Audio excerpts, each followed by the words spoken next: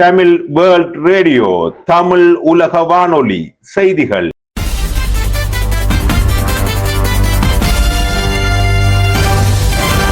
தலைப்புச் செய்திகள். வணக்கம். தமிழுலக வானொலியின் மதிய நேர பிரதான செய்திகளோடு இணைந்து கொள்ளும் நான் லபிதா தர்மசீல. செம்மணியில் நேற்றும் 8 எண்புக்கூடுகள் அடையாளம். தலைமன்னார் கடலில் கைதான 9 இந்திய மீனவர்களுக்கும் விளக்கமறியல். அமெரிக்காவில் இடம்பெற்ற ஹெலிகாப்டர் விபத்தில் ராணுவ வீரர் 2 பலி. டெஸ்ட் கிரிக்கெட்டில் சாதனை படைத்த மிட்செல் ஸ்டார்க்.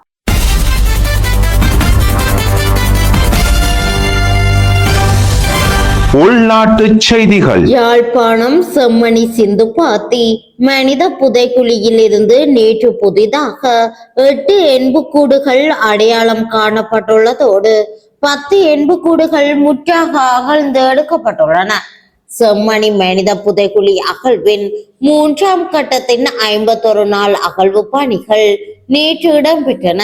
அதற்கமைய செம்மணியில் 1ஆம் 2ஆம் மற்றும் 3ஆம் கட்டமாக 105 நாட்கள் அகழ்வு பணிகள் மேற்கொள்ளப்பட்டுள்ளன. அதற்கமைய 552 எண்புக்கூடுகள் இதுவரை அடையாளம் காணப்பட்டுள்ளதோடு அவற்றில் 540 எண்புக்கூடுகள் முற்றாக அகழ்ந்து எடுக்கப்பட்டுள்ளன. தலைமன்னார் உடுமலை முனைக்கடலில் அத்துமீறி மீன்பிடித்த 9 இந்திய மீனவர்களையும் எதிர்வரும் 25ஆம் திகதி வரை விளக்கமறியலில் வைக்க மன்னார் நீதவான் நீதிமன்றம் உத்தரவிட்டுள்ளது. தலைமன்னார் உருக்குமுனை அண்டிய இலங்கை கடற்பரப்பில் அத்துமீறி மீன்பிடியில் ஈடுபட்டிருந்த 9 மீனவர்களை நேற்று முன்தினம் கடற்படையினர் கைது செய்ததோடு அவர்களது படகையும் கைப்பற்றியிருந்தனர். அதனைத் தொடர்ந்து நேற்று மன்னார் நீதவான் நீதிமன்றத்தில் கைதான இந்திய மீனவர்கள் முன்னிலைப்படுத்தப்பட்டனர். இதன் போது குறித்த மீனவர்களை எதிர்வரும் 25ஆம் திகதி வரை விளக்கமறியலில் வைக்க மன்னார் நீதவான் உத்தரவிட்டுள்ளார்.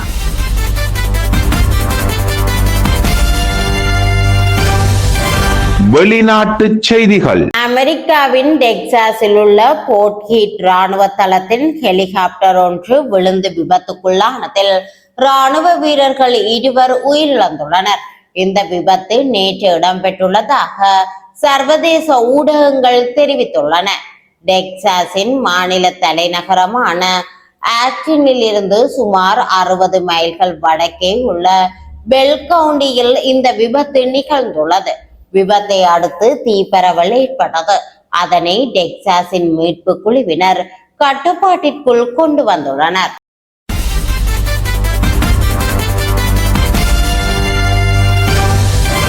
விளையாட்டு செய்திகள். டெஸ்ட் கிரிக்கெட்டில் அதிக விக்கெட்டுகளை வீழ்த்திய சாதனையை ஆஸ்திரேலிய அணியின் இடது கை பந்து வீச்சாளர் மிட்செல் ஸ்டார்க் நிகழ்த்தியுள்ளார். பங்களாதேஷ் மற்றும் ஆஸ்திரேலிய அணிகளுக்கு இடையிலான முதல் டெஸ்ட் போட்டி டார்வினில் நேற்று நடைபெற்றது. இதன் போது நாணய சுழற்சியில் வெற்றி பெற்ற ஆஸ்திரேலிய அணி முதலில் துடுப்படுத்த ஆட தீர்மானித்தது. அதற்கமைய முதலில் துடுப்படுத்தாடிய ஆஸ்திரேலிய அணி 53 ஓவர்களில் சகல விக்கெட்டுகளையும் இழந்து 198 ஓட்டங்களை பெற்றது.